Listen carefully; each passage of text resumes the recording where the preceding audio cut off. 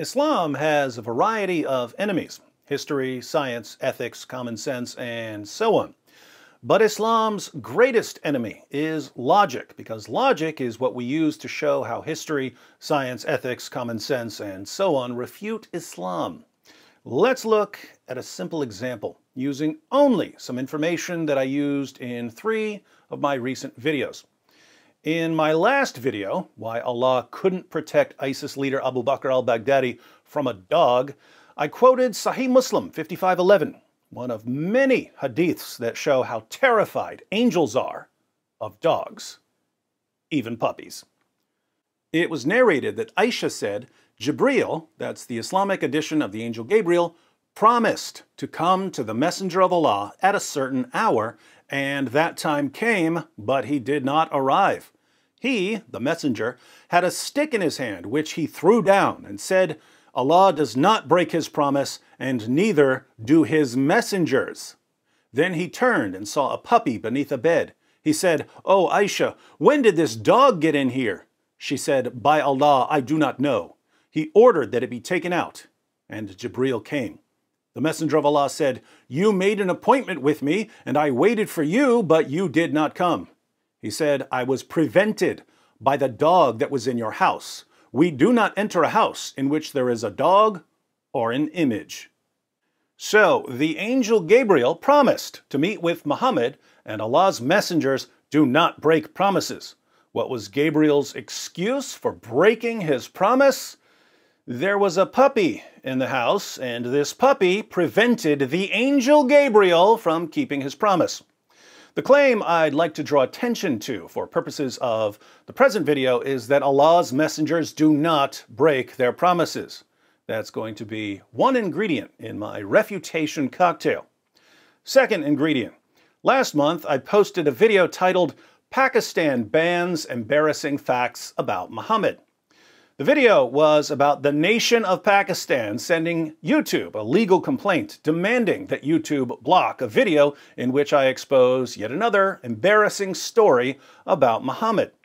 According to the story in question, Muhammad got caught having sex with one of his numerous slave girls in the bed of his wife Hafsa while she was out running some errands.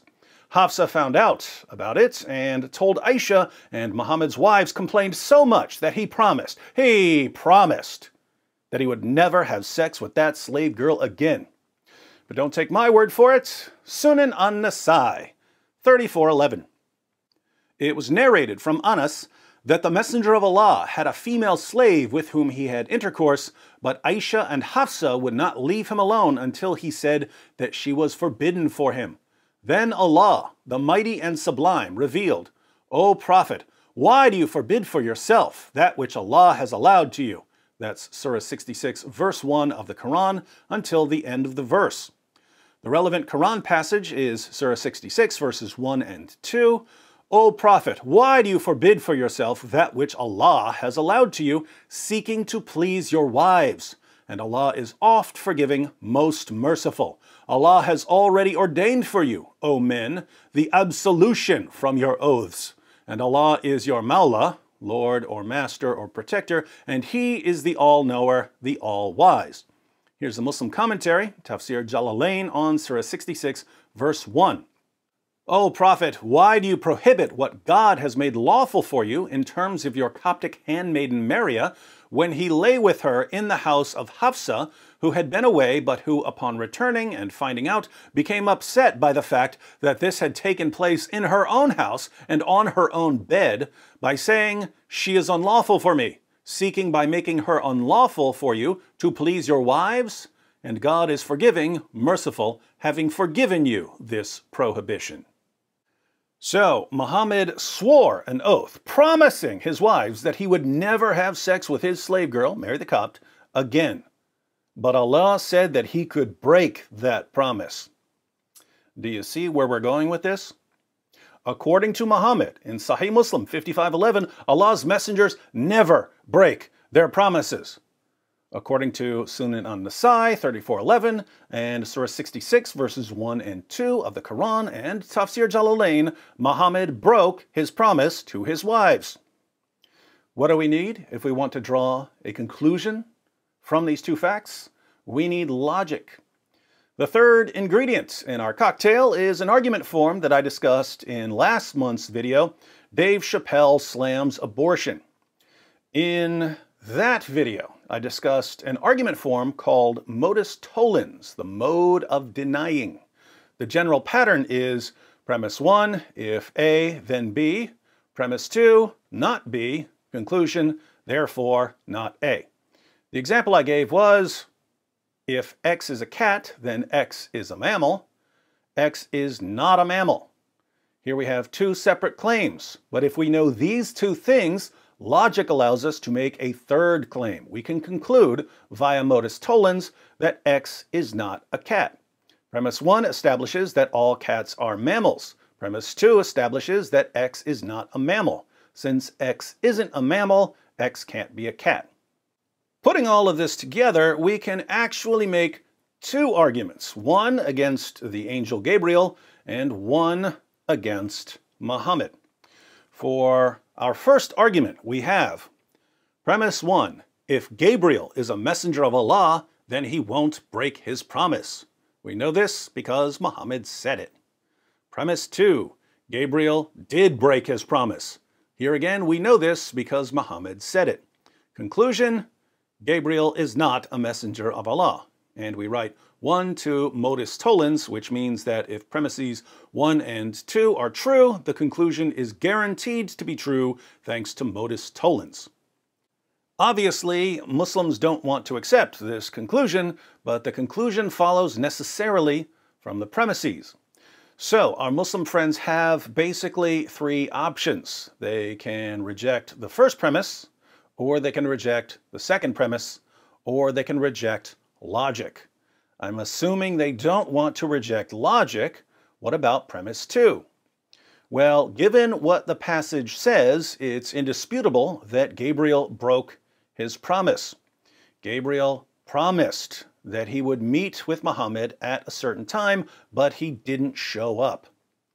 So the only way to reject premise 2 would be to reject the source, but that comes with a cost. This hadith is classed as sahih, or strong, and when our Muslim friends throw out sahih narrations, they're basically telling us that even their most reliable narrations can't be trusted, and that even their most trusted narrators were liars, and that we therefore can't know much of anything about their prophet. Good luck with that. If they don't want to throw the entire history of Muhammad out the window, they'll have to reject premise 1. They'll have to say that a messenger of Allah can break a promise, even though Muhammad said that messengers of Allah don't break their promises. How can they reject premise 1? They're going to have to qualify it. They're going to have to say something like, messengers of Allah don't break their promises unless they have a good reason. And here we would have to ask whether the presence of a puppy is a good reason for an angel to break a promise. Is it, Muslims? If an angel of the Almighty says that he's going to do something, is an adorable little puppy a good reason for the angel not to do what he said he was going to do? Muslims, you need to do something here. Otherwise, we have a pretty straightforward case that the Islamic edition of the angel Gabriel is not a true messenger of Allah. So you can throw out logic, or you can throw out history, or you can tell us that the angel Gabriel is a victim of cynophobia, the irrational fear of dogs. Now, for our second argument, this time about Muhammad. This one's even harder to avoid. Premise 1. If Muhammad is a messenger of Allah, then he won't break his promise. We know this because Muhammad said it. Premise 2, Muhammad broke his promise. This is in Sunan an-Nasai and the Quran and Tafsir Jalalain. Conclusion, Muhammad is not a messenger of Allah. Once again, our Muslim friends have three ways around this. Reject logic, reject premise 1, or reject premise 2. The logic, once again, is indisputable. We're using modus tollens. Given what we read In the Quran and Sunan an-Nasai and Tafsir Jalalain, premise 2 is indisputable as well. Muhammad promised his wives that he would stop having sex with his slave girl, then he broke that promise. Side note, he even got her pregnant. She gave birth to a son. Muhammad named him Ibrahim. Ibrahim died when he was around 18 months old.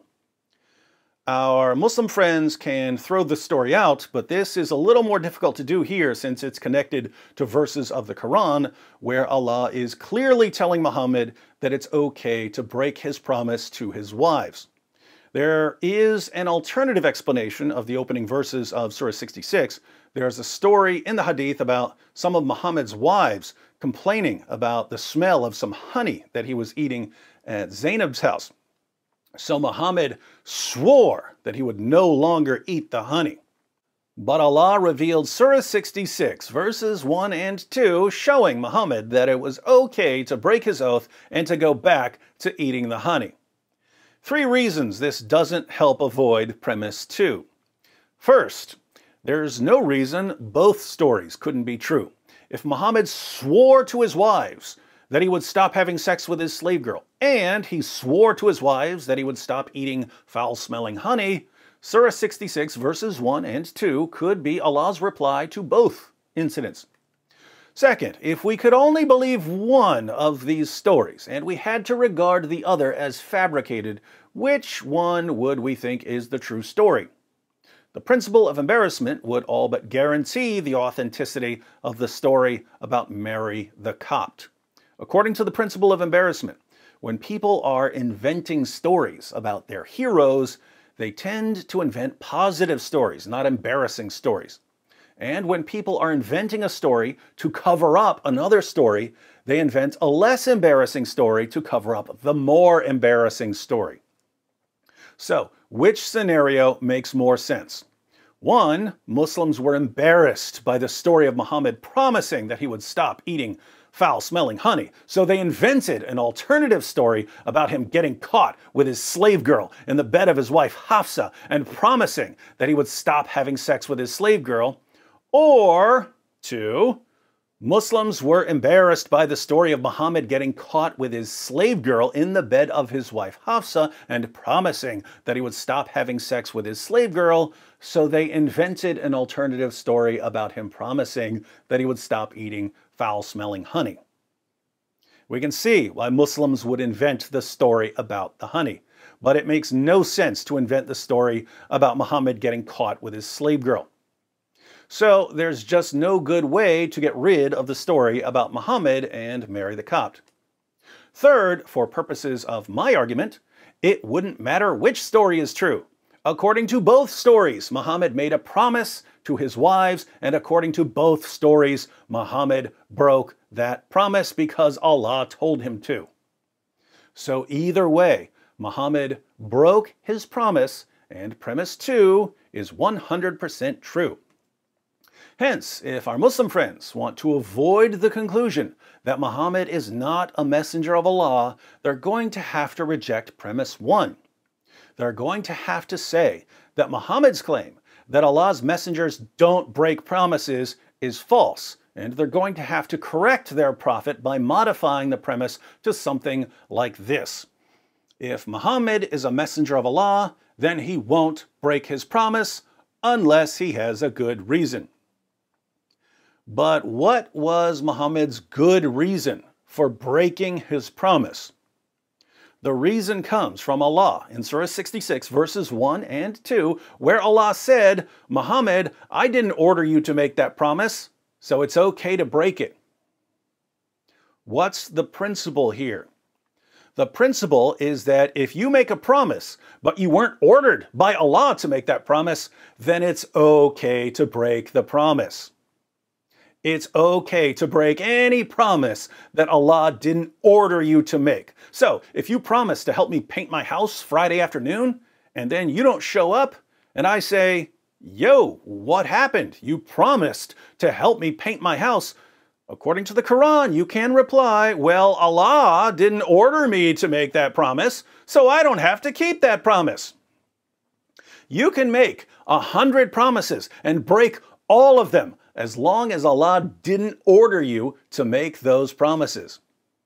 Of course, the vast majority of promises that people make are not promises that they were ordered by Allah to make. So it's okay to break most promises. Promises are therefore basically meaningless. Notice, even though Muslims don't want to say this, they have to say it, because apart from this qualification, we have an airtight argument proving that Muhammad was a false prophet. So we can turn this over to our Muslim friends and ask them to tell us in the comments section whether it's okay for them to break any promise that Allah doesn't order them to make. If they say yes, then they'll finally be admitting one of the most disturbing facts about Islamic ethics, namely the alarming level of deception that's permissible in Islam. If they say no, then they'll be condemning their own prophet and their own angel and their own God. If it's not morally acceptable to break a promise simply because Allah didn't order you to make the promise, then the Quran is wrong and Muhammad was a deceiver who was inventing revelations in order to justify breaking a promise to his wives. There are lots of other examples like this in the Muslim sources. This is why I said that logic is Islam's greatest enemy. And if logic is your greatest enemy, you are on the wrong side of reality, my friends.